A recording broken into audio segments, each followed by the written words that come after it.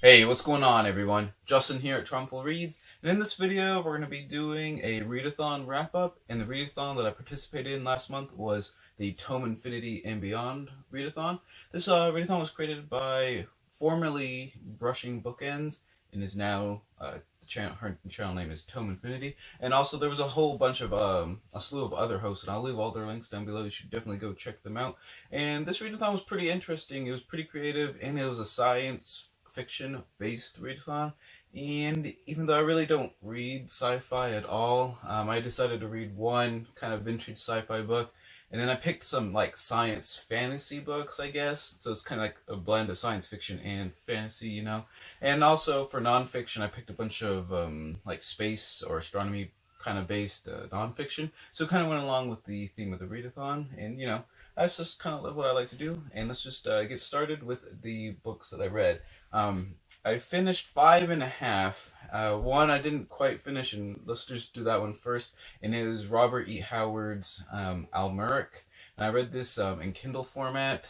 And let's just say this was not my favorite Robert E. Howard work, like, at all. Like, it was bad. It was pretty bad. It's probably the worst Robert E. Howard I've ever read, which is too bad because I do really enjoy like Conan and Bren McMorn, King Cole, and Solomon Kane, but his like one kind of venture into like legit sci-fi was just, it literally just kind of felt like a first draft. It was bad, but we'll just leave that one at that one. Like I said, I didn't finish that one in the time limit, I guess, or the dates of the readathon, but figured I might as well include it.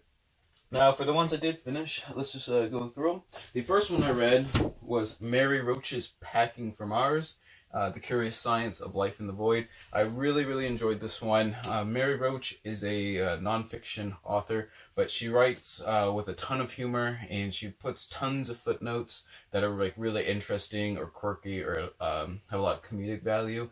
And this book was all about basically how humans can possibly survive like on the International Space Station, or basically in any kind of orbital apparatus around the Earth or on the Moon or anything. But like with legit science and stuff, and basically all the problems you got to think about when you have life in space, such as where does your sweat go? It's really gross, and it basically eats your clothes, and it's disgusting. But you got to think about stuff like that if you have to live in outer space for a year, and like all the problems with food and sleep and claustrophobia, all kinds of stuff. It was just really interesting. Really glad I picked up this book. First time reading Mary Roach as an author, but she's got, I think, 6 other works, and I'm gonna probably try and pick up a bunch of them right off, just so I can read some more just really humorous nonfiction. All right, now for a science fantasy book, I read Gene Wolfe's Shadow of the Torturer, and let me just say, Gene Wolfe is like a fantastic wordsmith. He can basically, he writes so like poetically like awesome. You could have like a dead corpse like sitting in the room, and it somehow becomes like this sublimely beautiful like thing basically. It's kind of like Neil Gaiman-esque, I guess.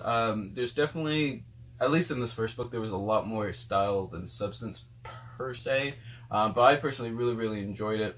And basically you follow Severian, who is an apprentice in the Torturers Guild, and basically his adventures as he kind of gets exiled from the guild for being nice to one of his, let's just say, clients. Basically, people they are commissioned to torture, by basically letting her kill herself because it was getting so bad. So he's exiled for that reason, and then it's basically just like this like uber poetic like journey and stuff. Like I said, it's kind of hard to explain like what's going on, and sometimes I was a little lost, but I still really enjoyed the book because it was written so well and made you think. And there's like plenty of like really good like lines in the book. I just thought it was really awesome. And this is the first book in the Book of the New Sun. The next one is the Claw of the Conciliator, and I'm going to be reading that one pretty soon as well. For another science fantasy book, I read Crown of Shadows by C.S. Friedman.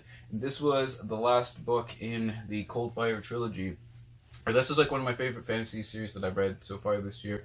It's just really interesting. Even though there are quite a few problems, I just really enjoy kind of this weird concept of Erna, basically the planet that humans have colonized in the future, just because it's so the world is literally out to get them, even just like with their thoughts and actions and stuff manifest like bad stuff to like basically go get them in the future. So they're definitely against the ropes, but you have like a cool kind of cast of characters that for various different reasons have to come together in each book to basically combat something that's even like worse than they are in the big scheme of things. And also the main character, one of the main characters, Gerald Tarrant, is like the most evil anti-hero ever, like literally like super mega evil.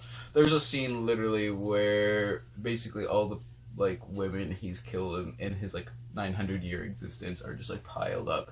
Let's just say that's how evil he is. But he's still like uber like suave and likable. It's just he's crazy, but he's an awesome character. Really enjoyed Crown of Shadows, and I'm glad I finished the Coldfire trilogy, the first trilogy or series I finished this year. So that's pretty cool as well. For an audiobook that I listened to Mike Brown's How I Killed Pluto and Why It Had It Coming. I thought this was going to be kind of a comedic book based on the title, but it turned out to be more just kind of a regular-ish memoir. But I still really enjoyed it. There was a lot of details on like how an astronomer goes about his daily life, and I thought that was really interesting. Basically, what it means to work at night with a telescope and taking pictures and then writing software, just like kind of compared the pictures and then like eyeballing the pictures and everything. I thought that was kind of neat. Mike Brown is the guy, or is one of the guys that found the first sort of major extraplanetary objects like Xena and Setna and stuff in the Kuiper Belt, which is beyond the extent of Pluto and stuff. But basically, because of his findings, eventually the International Astronomical Union or Commission or whatever had to basically convene and create a more concrete definition of what a planet is. And because of that, Pluto basically gets X'd off as a regular planet in the solar system, becomes a dwarf planet. So he does highlight that quite a bit. I do agree that Pluto should not be a planet, so no problems there. But it was also interesting because there was a big portion of the book in one spot where basically some astronomers from Spain basically try to like scoop his discovery and kind of like hacked into like a couple different servers and stuff to basically try to steal his basically discovery and credit basically for finding some of these extraplanetary objects. But that was kind of interesting, like seeing all like kind of the like astronomical intrigue and everything. But overall, it wasn't like what I was expecting, but it was still really good. All right, and one more book I read for kind of a science fiction book as well. I read the second book of Jack Vance's Tales of the Dying Earth, and this one was Eyes of the Overworld. And in this one, they are kind of short stories like the first book, but they're all they are definitely all connected. Like it's a one long narrative story arc. So you follow the basically the Wizard of Kugel, who is kind of just like a cutthroat, just kind of really blunt, in your face, basically wizard. Basically, the main push of the book is basically he gets caught trying to steal something from another wizard and has to basically kind of do him a favor so he doesn't get killed basically by that wizard. And it's just one thing leads to another, and he goes on all this like crazy adventures, getting captured by rat people, going on a conquest with a bunch of other wizards like through the desert, all kinds of things. It is insane. I really enjoyed this one more than the first book, because the first book was, all the short stories were very loosely related, and like I said, you could definitely see how each of these chapters could have been published as like a serialized sort of thing, as they could be standalone if you wanted them to be, just as like a complete like short story. But they all flow together perfectly to create basically one just regular long narrative if you wanted to. I definitely think that the second book, Eyes of the Overworld, was better than the first book, The Dying Earth. And I'm definitely going to be continuing on with the third book, which I believe is like Kugel Saga or something like that. So I assume, Kugel Saga. So I assume it just continues on with kind of the humorous, like I said, blunt, in-your-face, crass Wizard of Kugel. So there you guys have it. Those are the 6 books that I read for the Tome Infinity and Beyond Readathon. Just tell me what you guys think about any of these books or authors, if you've read any of their works. And also tell me if you participated in the Readathon, or if you have a wrap-up or a TBR for that readathon as well, leave those in the comments down below so I can go check them out. And whatever you guys end up reading, always remember, read victoriously.